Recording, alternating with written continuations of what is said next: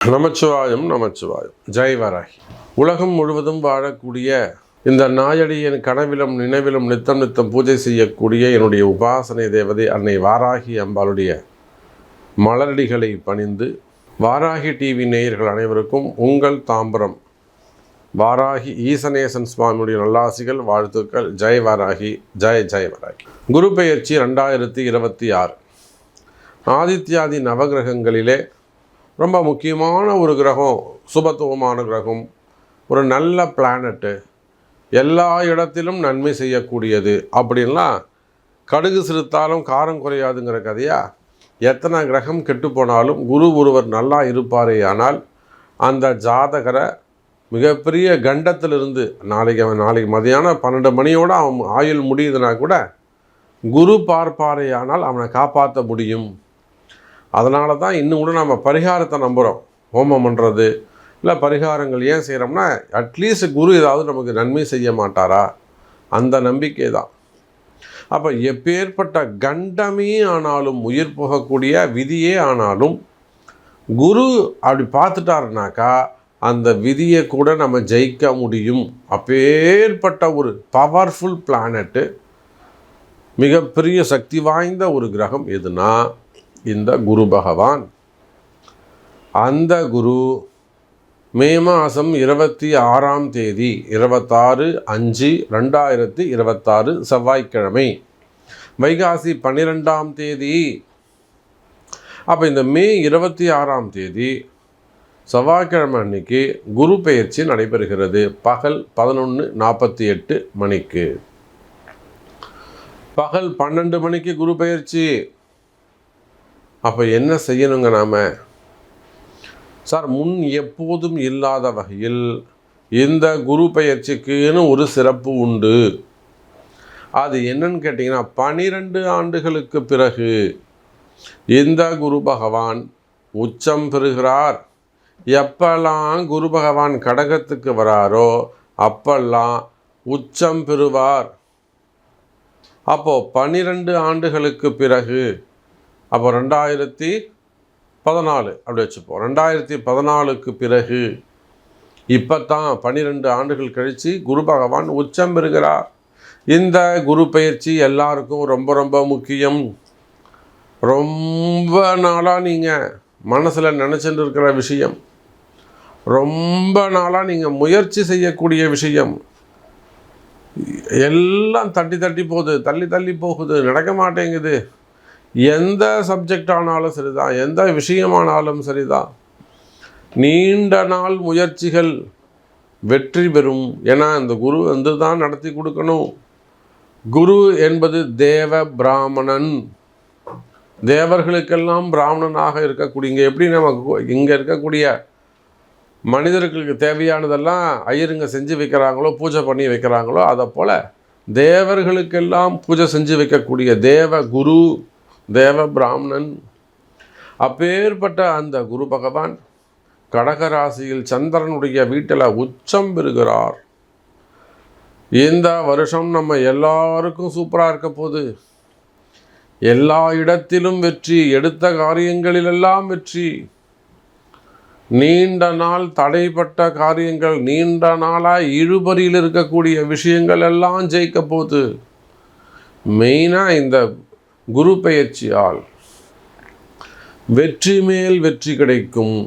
நினச்சது நடக்கும்.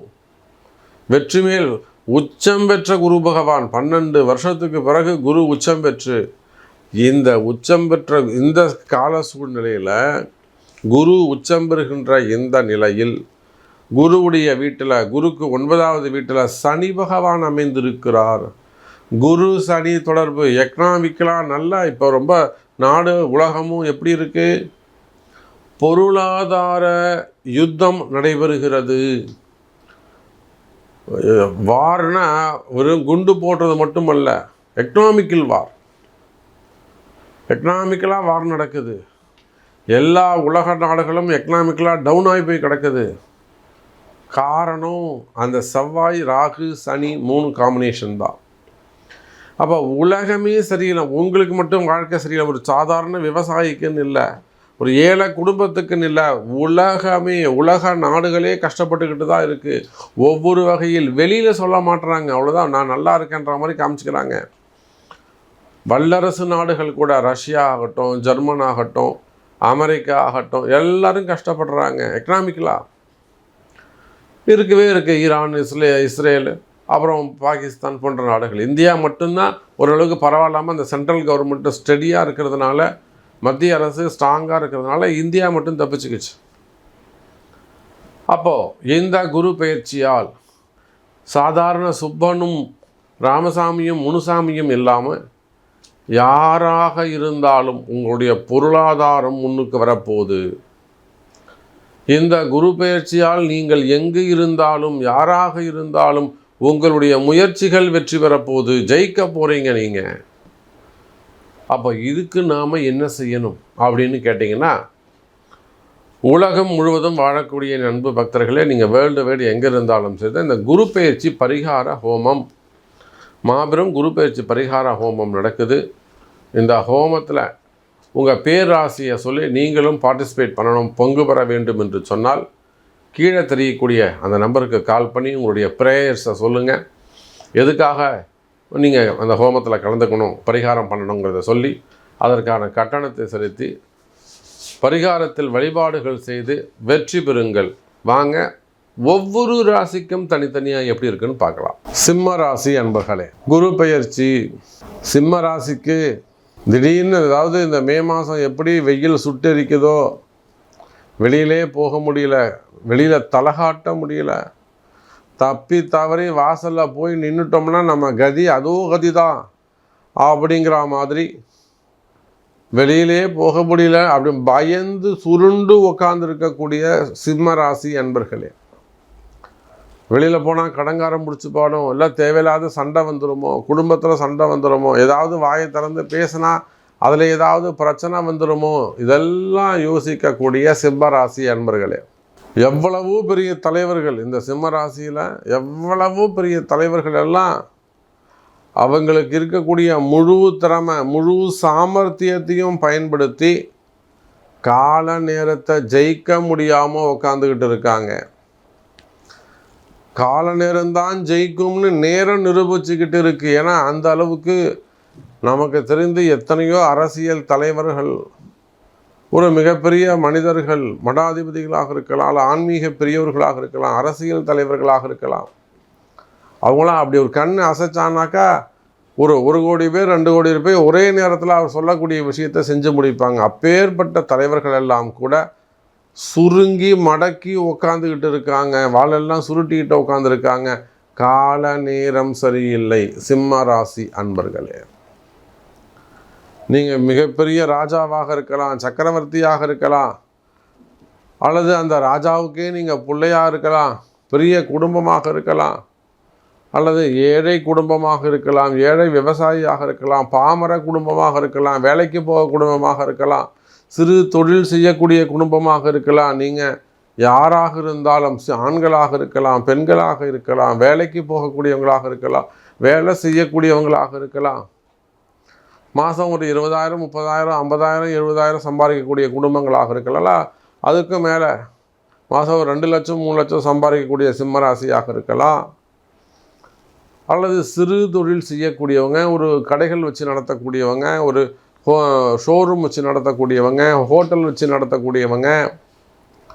அப்போ நீங்கள் யாராக இருந்தாலும் சரி தான் சிம்ம ராசி என்பர்களே, கால நேரம் சரியில்லை என்பது என்னை விட உங்களுக்கு அனுபவத்தில் தெரியும்.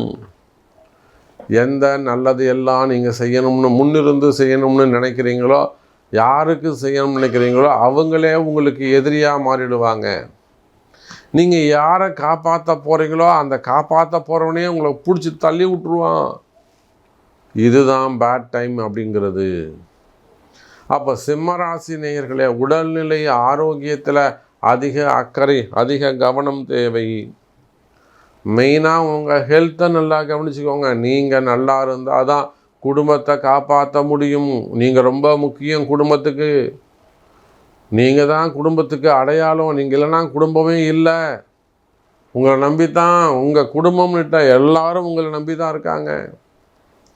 அப்போ சிம்ம ராசி என்பர்களே, உடல்நிலை ஆரோக்கியம் முக்கியம். அதை விட ரொம்ப முக்கியம் ஆயுள் பாவம். ஆயுள் பாவம் ரொம்ப முக்கியம். சின்ன சின்ன ஆப்ரேஷன்ஸ் இருப்பது, கேன்சர் போன்ற விஷயங்கள் இருப்பது, அல்லது ஏனைய நோய்கள், உடல்நிலை ஆரோக்கிய குறைவுகள் இருக்குமே. ஆனால் அதெல்லாம் அதிகமான கவனம் செலுத்துங்க. வீண் விரயங்களை தவிர்க்க வேண்டும். ஆஸ்பத்திரி செலவு பண்ணுங்க, தப்பு கிடையாது. சுப விரயங்களாக மாறும். ஒரு வீடு கட்டுறது, இடம் வாங்குவது, அல்லது ஒரு ஃப்ளாட் வாங்குறது, அதுக்கு மேலே லோன் போடுறது, இஎம்ஐ கட்டுறது, கடன், வீண் கடன் மட்டும் வாங்காதீங்க, கிரெடிட் கார்டு வாங்காதீங்க. அதை சுப விரயமாக மாற்றுங்க. அட்லீஸ்ட் ஒரு செகண்ட் ஹேண்டு காராவது வாங்குங்க. சுப விரயங்களாக வீடு கட்டுறது, வீடு வாங்குறது, லோன் போடுறது, ஃப்ளாட்ஸ் வாங்கிறது, பிளாட்டு வாங்கிறது, திருமணம் செய்வது, வீட்டில் ஏதேனும் விசேஷங்கள் செய்வது, இப்படி சுப விரயமாக மாற்றிக்கொள்ளுங்கள். இல்லாட்டி அந்த பணம் வீணாக ஆஸ்பத்திரிக்கு போவோம், இல்லை எங்கேயாவது கொடுத்து ஏமாறுவீங்க. இன்னும் சொல்லப்போனால் ஒரே வரியில் உங்களுக்கு நான் ஒரு நல்லது சொல்கிறேன். சிம்ம ராசி அன்பர்களே, நீங்கள் ஒரு பரிகார ராசியாக அமைந்திருக்கிறீர்கள். நீங்கள் ஒரு பரிகார ராசி. பரிகாரம் உங்களுக்கு ரொம்ப ரொம்ப ரொம்ப முக்கியம். நீங்கள் வாழ்க்கையில் ஜெயிக்க வேண்டும் என்று சொன்னால், உங்களுக்கு வசதி வாய்ப்பு இருக்குன்னு சொன்னால், நான் சொல்கிற மாதிரி நல்லா ஜம்முன்னு 1 லட்சமோ 1 கோடியோ மந்திர ஜபம் செய்து, நல்லா அந்தணர்களை கொண்டு ஒரு மந்திர ஜபம் செய்து, அந்த ஜபத்துக்கு ஏற்ற மாதிரி ஒரு தசாம்ச ஹோமம் செய்வீர்களே. ஆனால் அந்த அளவுக்கு உங்களால் செய்ய முடியல, எளிமையாக பரிகாரங்கள். அப்போ சிம்ம ராசி என்பர்களே, பரிகாரம் கை கொடுக்கும். நீங்கள் வாழ்க்கையில் வெற்றி பெற வேண்டும் என்று சொன்னால், நல்லபடியாக நிம்மதியாக இருக்கணும்னு சொன்னால், சந்தோஷமாக இருக்கணும்னு சொன்னால், பரிகாரங்கள் கை கொடுக்கும். சிம்ம ராசி அன்பர்களே.